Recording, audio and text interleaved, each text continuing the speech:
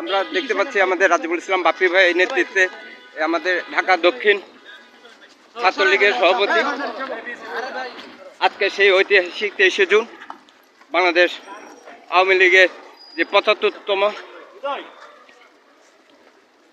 Platinum জয়ন্তী, সেই জয়ন্তীতে আমরা দেখতে পাচ্ছি ৩২ ধানমন্ডি ৩২-এ সেই আমাদের বাপ্পি ভাইয়ের নেতৃত্বে ছাত্রলীগের সোনার মানুষরা এগিয়ে আসছে। জয় বাংলা বাপ্পি ভাই,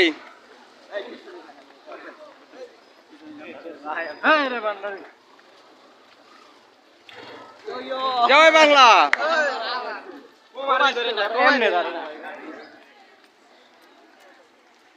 ভাই জয় বাংলা, জয় বাংলা। ঠিক আছে, জয় বাংলা।